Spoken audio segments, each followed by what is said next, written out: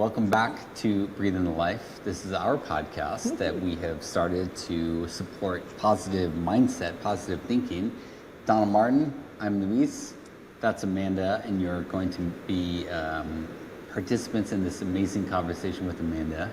So Amanda Mia Mehalik, dear friend, a true alchemist of healing. She embodies what it means to live with intention and with presence. Amanda will also be leading our Breathe Into Love workshop on August 16th at 2 p.m. in Playa Vista. So Playa Vista is close to LAX for those that don't know Playa Vista, and we will be bringing community, ritual, and tools you can carry with you wherever you go. This is your gentle reminder to slow down, breathe, and remember who you are. Let's breathe into life together with Amanda. Hi, Amanda. Hello, hello. I'm so happy to be here with you. Thank you so much. Thanks for being here. My pleasure.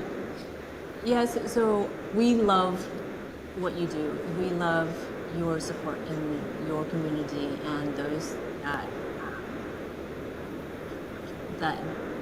are in your circle. Can you share with us a little bit about how you got started? Yeah. Yeah. So first, part of who I am, what I do is I call myself an intuitive healer. That's what my work is, and it really is about, at the core, connecting someone, supporting those that I'm working with, and connecting more to their truth, who they are, what they're feeling, what they're here to explore, and doing that in ways that work with that person in that moment. So that's where the intuition comes in.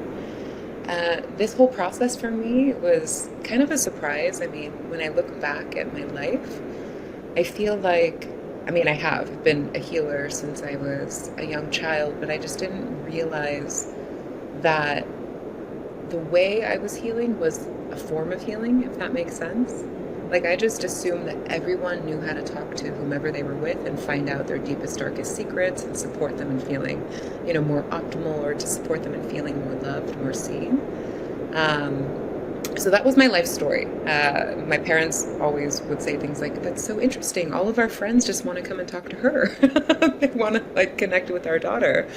But yeah, when I was 19, I got introduced to a woman who was doing a healing program. It was called Clairvoyant Intuitive Healing. And I thought I was signing up for a 3-week meditation course. I was like, oh, I'm going to learn to meditate. And actually, I signed up for a 3-year deep dive into self-healing. Yeah, right? And a part of that, in that program, is when I started to understand, intuition is a gift. And it's a skill set that you can acquire, you can refine. And I started to work with people in that space, and that's when I started to understand how my gifts were translating uniquely through me. Before you became the Amanda that we know today, was there a moment, was there an event, was there something that happened in your life that led you to this realization that sort of changed who you were? In the context of a moment before my healing journey began? Right. And so was there something that embodies you, or that embodied you to become the healer that we know you as? No. Which is kind of a strange thing. I feel like sometimes people there's a crisis they go through in their life, and then all of a sudden that prompts them to just start looking at their life differently. For me, there was it was like a waking up to who I was, and it was as if the path was laid there for me. Because I was relatively young. I really felt like an adolescent when I started my healing journey. I was too naive to understand what was happening.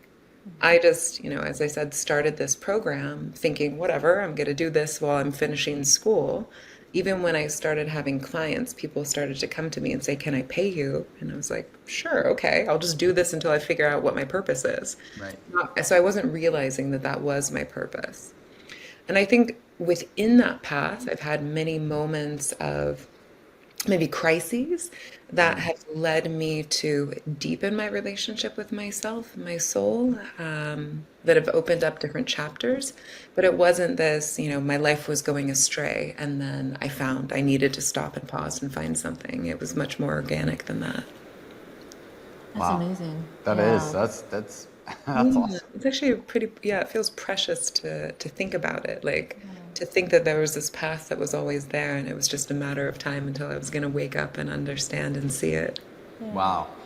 I would love to know if one was, if one was not aware that like who they are. When, in other words, like when we have these uncomfortable feelings or these like, moments of, a lot of moments of sadness or stress, sometimes we feel like, well, this is just who I am, this is my life, and we kind of accept it. But Yeah. do you feel like there's always more? There's always another, like a side of life that can be brighter, that can be more beautiful. Yeah, I If do. you, yeah. And I think, there's this place, at least that I've gotten to within myself, that even in those constricting moments, where it's like it feels like there's no path forward, or you're just kind of in this cycle, or whatever it is, that there is like a magic and a brightness to that. I'm a lover of going into the intensity of emotion because I feel like by dropping into those spaces, we can really find what's so poignant about being in the intensity and in the depth and in the darkness, which is a way through. But yeah, I don't know if that answers the question specifically, but I do feel like there's always, I think I just experience and know life to be, and with my fluctuations of emotions, that they're just fluctuations. It's all this kind of, it's like this rolling wave of life that comes and goes. So yeah, and having the perspective around that, I think can take a little bit of time. But just like, getting older, you start to realize, like, okay, there are things, like you start to realize and feel that sometimes things just happen for a moment. You're not always stuck in this space forever. Wow. That's Yeah. that's deep. Experience. I mean, in the sense that it's like I feel like a lot of people feel stuck. They don't see that it's dynamic, is what you just described, and that it's going to change, and so they don't really feel like there's a way out. So, what's the one way out that you would say? What would be one way to? Do you believe, for example, I've noticed this from my own journey, but do you believe that like your body's trying to tell you, like, hey, this isn't working, like, but it's going to be okay, like, or do you feel like how would somebody that really doesn't even know where to begin and they feel like overwhelmed, how would somebody begin to find the light, the crack of the light, I mean the light and the crack, the way out of the darkness? Yeah. Well, this, what comes to me is being in it. And I know that's maybe not the answer you're looking for, and I'll elaborate, but I think whatever we're presented with, whatever's going on, is there for a reason. And so there's this piece of being in that and being curious about, why is this in my life? What is this about? Why am I feeling the things that I'm feeling? That instantly can start to bring a different level of perspective. Like when we start being curious about the experience that we're having, it doesn't disconnect us, but it can offer us a little bit of space to start to have that, oh, like maybe this isn't the fullness of my life. But I'm such an advocate of going into whatever we're experiencing, but with that level of perspective, with that level of curiosity, with that level of intrigue. So maybe getting curious about life and our experience as a way to source and seek the light and the optimism, or I yeah, love the that. other side of a journey. Yeah. Yeah. Breathe into Life was born for that reason. Is we are huge advocates, and we are very passionate about, sharing stories, sharing tools, sharing rituals that, from people that we know that have either have gone through a journey or just embodies it. And so what you're sharing is like, it doesn't matter where you are in your journey, there's always an opportunity, right, to look at the pain, look at the joy, and grow from that. And that's one of the things that I do personally daily, because I love growth, but I'm not here to preach others to, to grow. Everybody grow at their own pace, but I do love the fact that I've gotten a lot of assistance, including yours, your support, and your holding space for my journey, growth, understanding of who I am and my potential. So for our audience, what would be some of the things that you can share in terms of like, how does one kind of like sit and explore, where they are, their potentials, their magic? I love that you use the word magic all the time. And that's what I truly see in people is they have this magical ways of being who they are. I agree. Absolutely, yeah. It's a beautiful question. How to explore your own uniqueness. There are so many things that come to mind. One thing I think is really intriguing for people to explore is like to look at, I think looking at your astrology and your human design and your gene keys and your numerology, even if it's not something that necessarily you believe in, I think just dabbling in it starts to give a perspective. It's an outside perspective of who you are and why you are the way that you are. So those I know have been resources for me, kind of having like, oh, that's how someone sees me. That's what's possible. Cool. If you have people in your life, that's another thing. It can be quite vulnerable, but there's also something in that process of asking people, how do you see me? Who do you see me as? I love asking this question, both to people, what's your favorite thing about you? And then to be able to share that. Here's my favorite thing about you, to be able to, because that offers this kind of perspective and that self-appreciation, the being able to recognize, oh, this is a part of me that matters to me that I give value to. And maybe I don't give it enough value, but when I recognize it, it allows it to be amplified. So those tools, those are resources that I find a great deal of substance in. Yeah, I think they can be really transformative to play around there. Yeah. Interesting. Yeah, I can contest to that because, early on when there were always moments of, wonders, but is there more to this, what I can see Yeah, in front me of me? too. Yeah. Always, and I would ignore it Yeah. or I would, continue to do anything but to explore that. And so the question got louder and louder, so I had to Yeah. explore. But yeah, that was one of the things that I explored was my astrology. Because when you finally look at your astrology, you are highlighted with Yeah, your powers, with your magic, with who you are. exactly. And that's when you start to wonder, is there more to Is there that? more? Exactly. I'm studying with a teacher, Thomas Hubel, right now. And one thing that he says that is a fundamental need of children is they need to have someone around them who can recognize their potential. But for many of us, like we didn't have parents who had that type of resourcing available to them to say, yeah, you could be a great doctor, or like, I really see the skill that you have. So if that's not available to someone, then yeah, I think these tools like astrology, numerology, all of it can be that potential recognition, can help you to see who you are. And then, I have a lot of people that I work with that are like, "Ugh, I don't want to get attached to it." And it's like, fine, don't get attached. But it's just again this perspective, this possibility. It's intriguing. I think being curious about it is a fun thing to explore. Yeah, I'm a believer, and once you get to know yourself, you then get to know your potentials, and you get to know Exactly. your, the additional things you can do.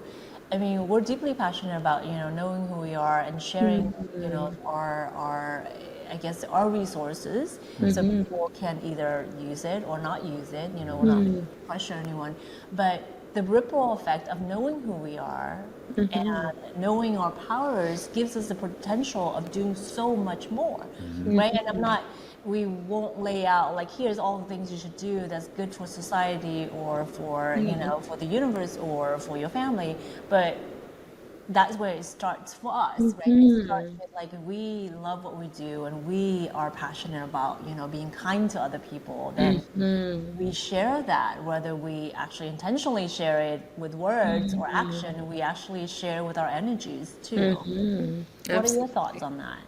Yeah, I'm 100% there. I mean, Uh, yeah, if we're in a constricting place, a challenging mood, it can definitely impact people. And if we're in a joyous space, that can have impact too. Hmm. And yeah, I'm the same way. I don't feel like there's one particular way to be because life isn't stagnant like that. Like our moods are fluctuating all the time. But yeah, and so being able to hold ourselves and the importance of knowing that there's going to be ups and downs. But I'm really keen on this piece around being kind, especially in the world we live in right now.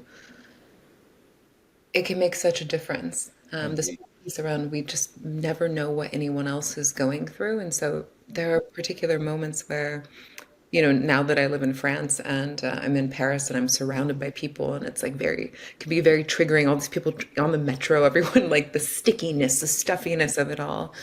And one of my favorite things to do is just to try to find that space of like being self-resourced and Hmm. remembering how good it feels to be in joy, Hmm. and to be able to smile at people, which is like Hmm. often uncommon in the Paris metro system, but it feels good. And most of the time I get smiles back. And Yeah. so there is something about knowing that there's a shared resonance, or, it's like you don't have to be a particular way, but why not? Why not be kind if you have the capacity to do so?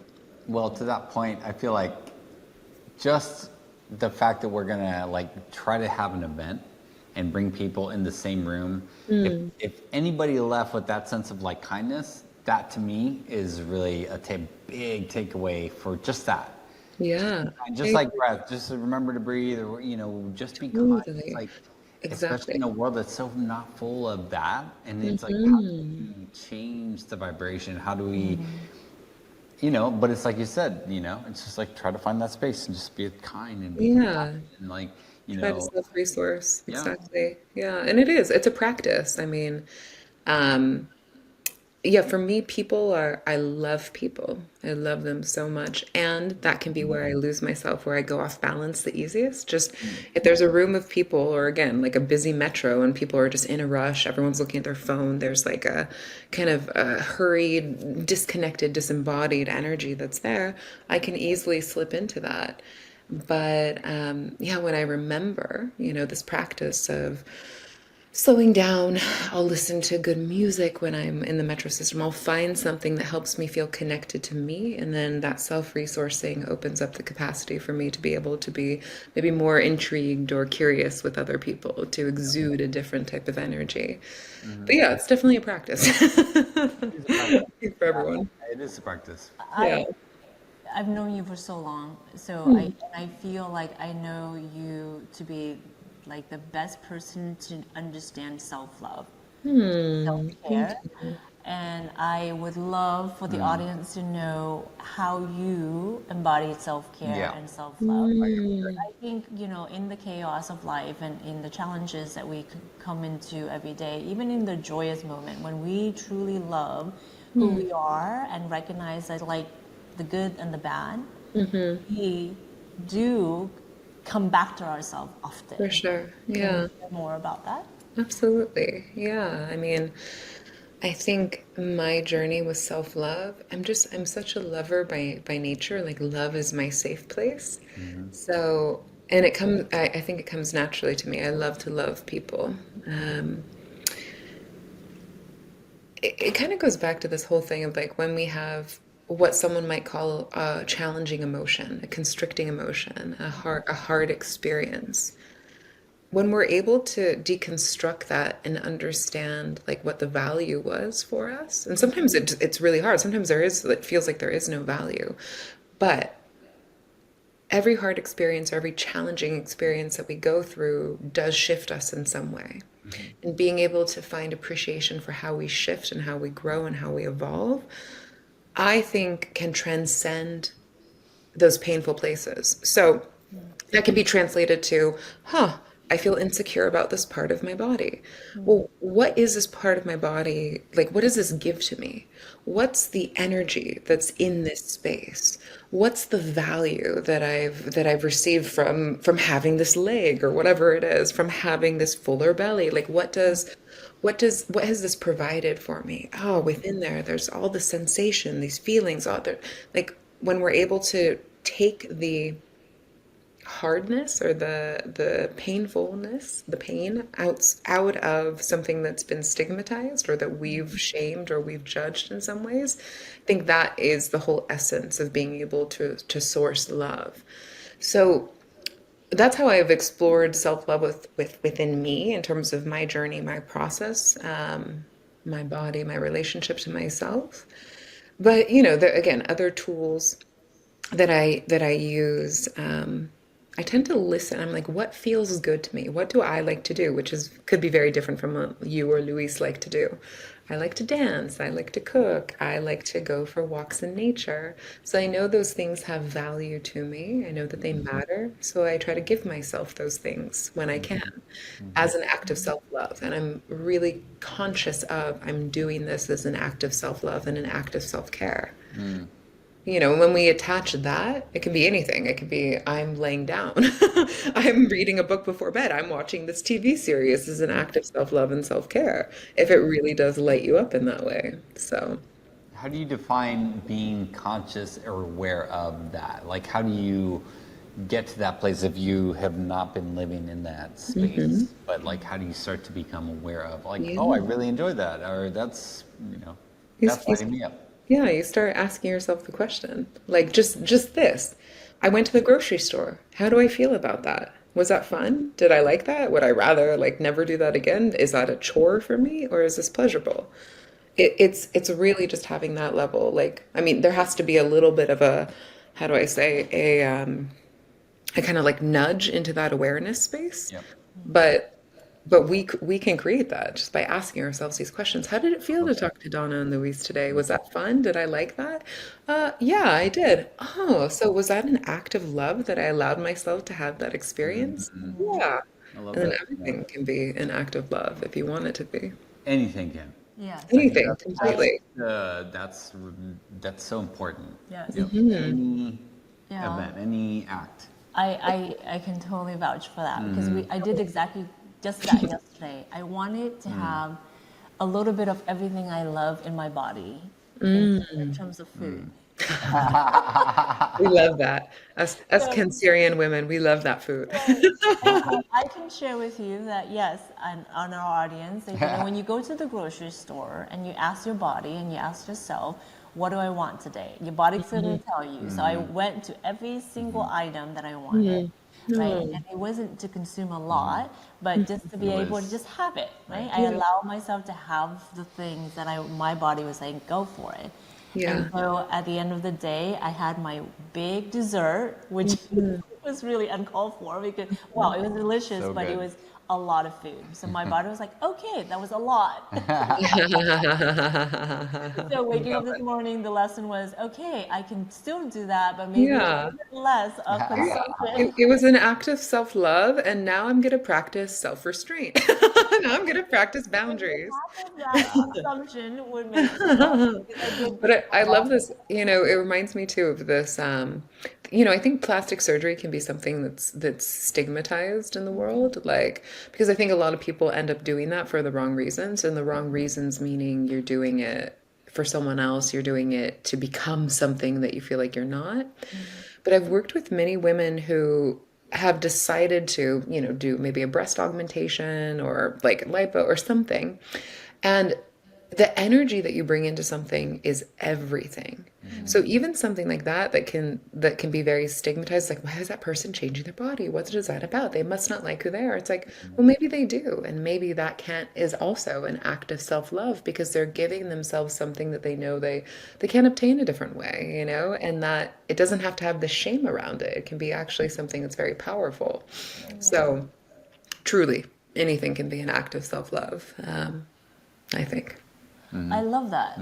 Thank you. Yeah. Thank Yeah. you for sharing that, because I know, I'm sure, there are people, Yep. including myself, always wonder, like, if I did that, Would and them, right? yeah, would it be looked down upon? But Mm-hmm. again, I think if you come back to yourself, and if no one else was, if Yeah. the judgment wasn't there, including your own judgment, meaning like, Mm-hmm. you are not going to have any shame around it, Mm-hmm. that is your decision to do for yourself. It's all okay. It's all part of the Absolutely. self-care and the self-love. Absolutely. Yeah, just this whole thing of being able to choose our own experience and what something means to us, you know? I agree. Yeah, and to what Donna was just saying there, I had to consciously make a decision about selfishness versus self-care. At some point in my Mm-hmm. life, where it's like, no, actually, it's society and people around me were telling me, no, that's a really selfish act. But I was like, no, I'm actually taking care of myself. That was so. In other words, that's when I started to realize self-love. That's had a very profound effect Yeah. on the way my cells, my body started to Mm-hmm. respond to that, because I was just simply like, no, I'm going to think Yeah. about myself first. Exactly. And it looks different to everyone. And I think that's Yeah. important to understand too. It's like, I like we have these generalizations like write in your journal, find Right. gratitude, like all of that. No, I think those are super valuable. And, my ritual is going to be different than, my partner's, like just because we're different people and we need Right. different things. I So, agree. Yeah. yeah. Yeah. Mm, And that's okay. You know what I mean? Like, there is absolutely. no judgment on that whatsoever. It's just like, that's just what it is, you know? Yeah, and I think, men's perspectives are very different than women's perspectives in terms of self-care and selfishness. Absolutely. Yes, Yeah. so let's elaborate on that, because I Okay, feel let's like talk there's about such a that. really gray area in terms of like, Mm, oh, am I being selfish? Are people going to look at me like this is a selfish act, or am I mm, really giving myself I self-care? don't 100% agree with that statement. And ooh. the only reason is because I know that there are women out in the world and men that do align, that do share a common For sure. idea about, you know what I'm saying? And so, like, I don't want to, like, make this about the division of sexes, but there is Mhm. definitely a difference. I will say that. I will, Yeah. absolutely. But there's also some similarity in my experience as well. Hmm. Yeah, Hmm. Yeah, I mean, it is. It's like this, as you said, it becomes a whole different topic. I think it from does. my perspective, men and women both have had, there have been, how do I want to say it? The There's a particular role that we as women or men have been asked to play in the world, especially depending on which culture you grew up in, where you grew up, etc. And I think women have had more of there's an archetype attached to a woman that is like I'm going to be, the giver, the mother, that this is I'm just bleeding out. That's much more, I wouldn't say much more common with women, but in many ways it's like that's more of the inherited past that's there. And so I think the act of self-care can be, differing from a particular archetype. Mm, And also, it shows up like this with men. Like men have had this, there's been more of a particular, it's more societally acceptable for a man to, okay, I'm going to be tough and not show my emotions and not express. But then what happens if expression or if feeling is a necessary component in order to be able to care, in order to be able to give, in order to be able to love, then what happens? And then that's where this, again, it becomes a different topic around how people have been cut off from themselves based off of what society has requested or the roles that we've been told it's okay, we have permission to play. So, what do you but think? all of that, is changing, which is great. All of it is changing. It's All all of it's changing. changing. Exactly, and Absolutely. this is why we want to kind of tap into this subject, because I think it's very important that those are kind of in between the two worlds, right? The old world, like this is how you're supposed to be. Right. However, we were exposed to that, and then Hmm. this is where we are now, where we're just a blend, of Yeah. society. And because I feel like some might still be unsure where they are, Oh. and Yeah.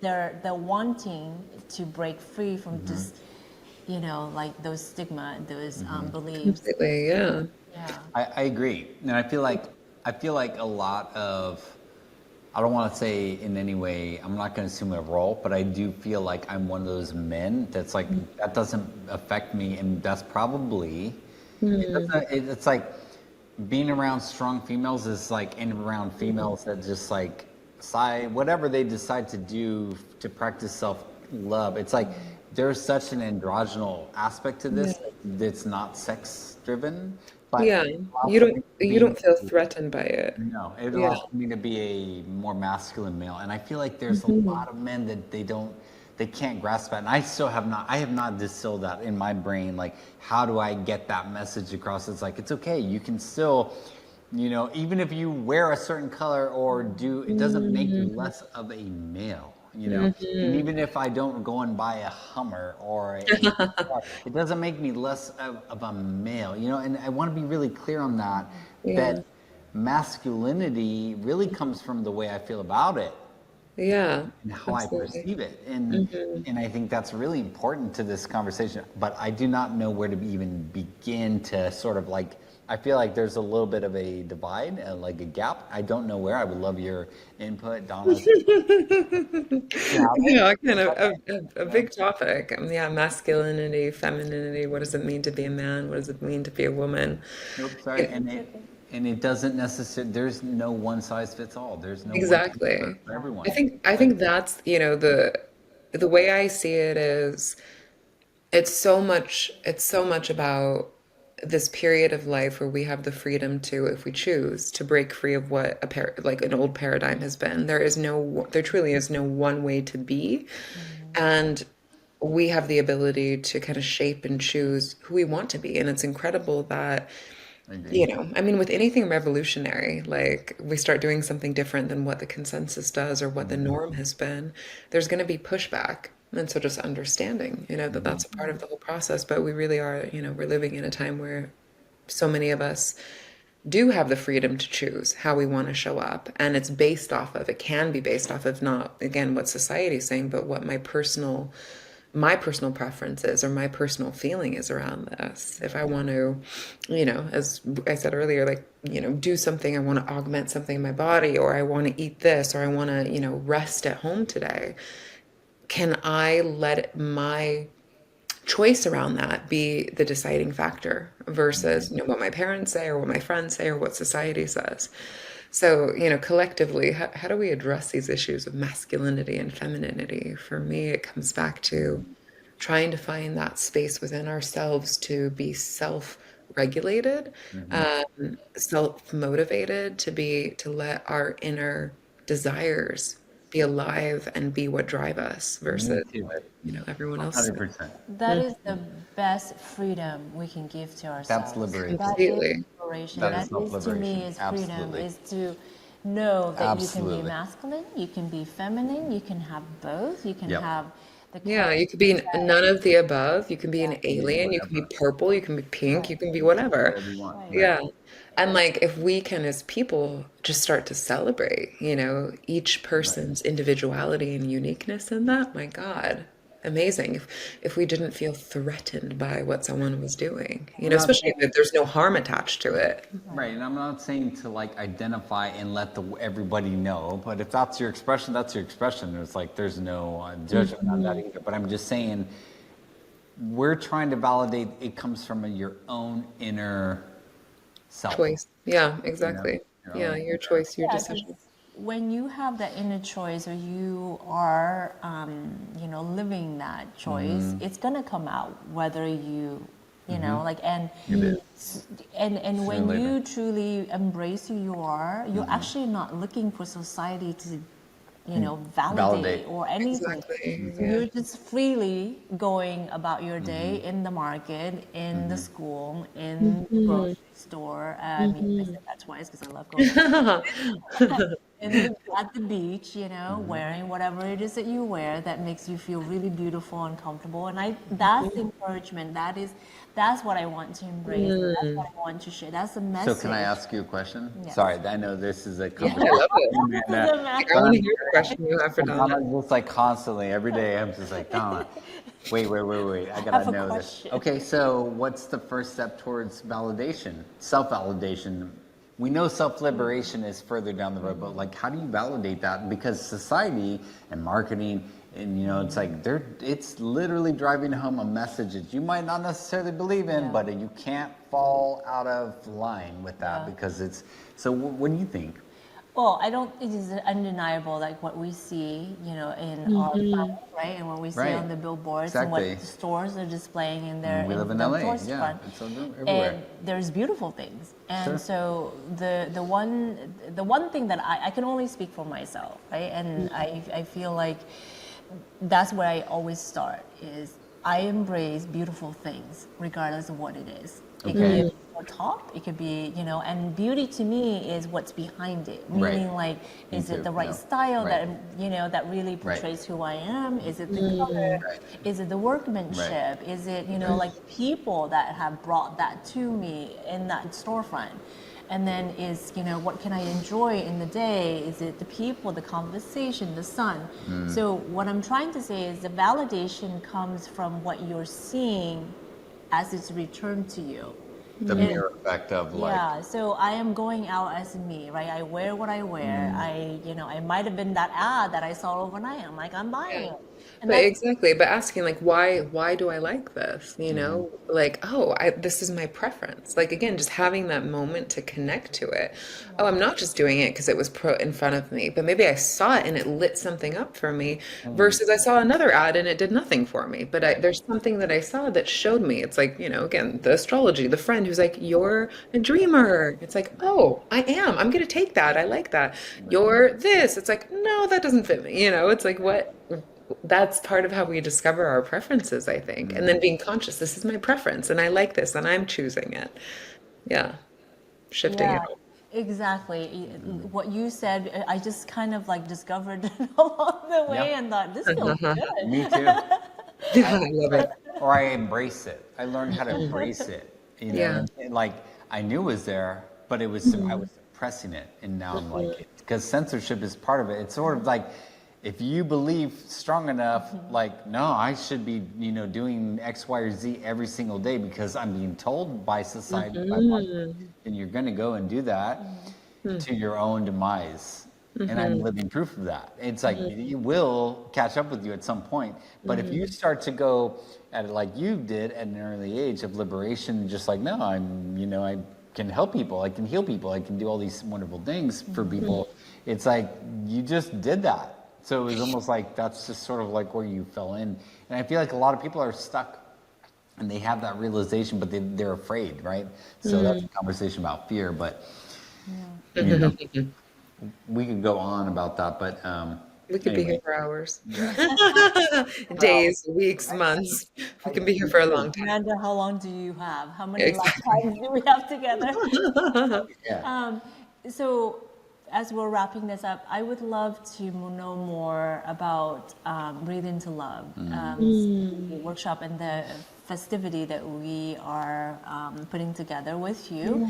Can you share a little bit more of what you are thinking? What are Yeah, the plan. Well, I love that it really is a true collaboration between the three of us, and I feel like we're each bringing something about the way that we like to love and the way that we like to be loved into the experience. Like whether that's the beautiful aesthetic that the space is going to be held in, the yummy nourishment, the food component. I think that is we're all creating a certain ambiance for the space, and that ambiance, my part in it, my magic I want to sprinkle into the space is to bring in that kind of realm, that vortex of love, so that when people get there, they feel like, okay, they can kind of relax, they can release something a bit and come into the heart space, both through connecting to themselves, through maybe again getting curious, some unique and heart-opening questions that are going to be posed, but also, through a guided meditation that I'll provide and some community connection things, because there's something really wonderful about being able to connect to our own heart space, and sometimes that can do it. We can find that route into ourself, and ooh, I feel good. And then sometimes what melts us open, what opens us, is feeling someone else.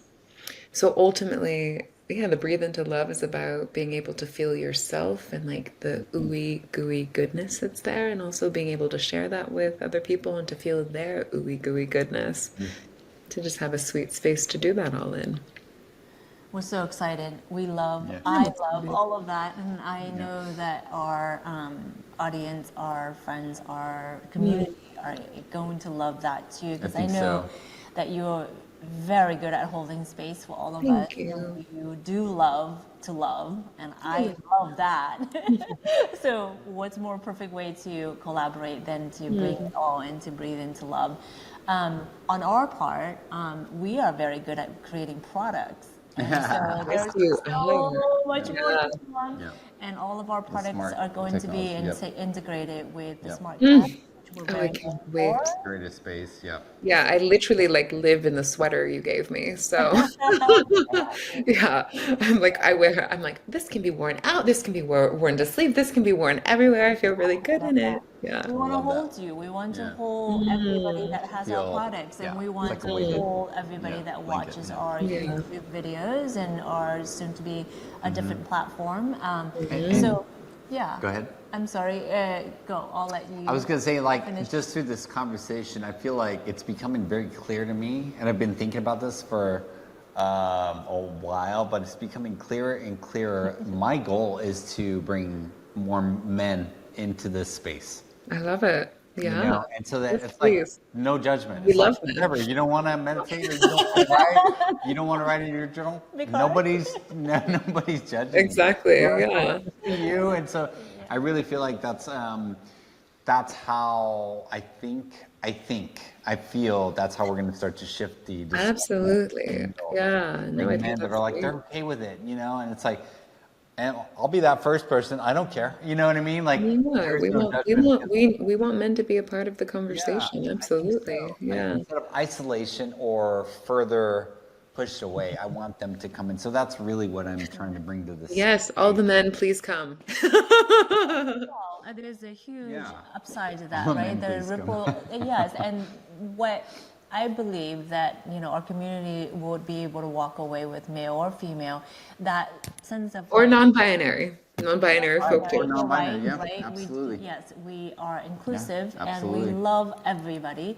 And so what we would love to provide and to share and to, to be able to give is the sense of like, how do I care for myself? How do I Right. tap more Yeah. into myself? How do I Right. find my magic? Or Right. if your magic is already there, how do I like, amplify that? Right.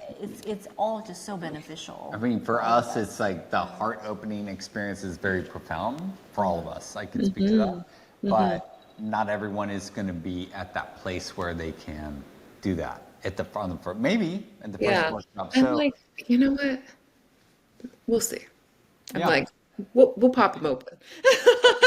So, everyone might have a different type of experience, but I'm like, yeah, we're the initiators. We can do it. I have full faith. let's do it. Why not? Well, we Yeah. love you, Amanda. We We love you love guys you so too. This very was much. so Thank you. fun. Thanks so Yeah, much glad for we got to have this joining time together. us. Yeah, Thank and you, Ben thank with you. us. While we sort out some technical stuff, but that's so much for showing up. And My yeah, pleasure. Thank you. Yeah. Thank you. You're Exactly. It'd be great. welcome. Yeah, thank you.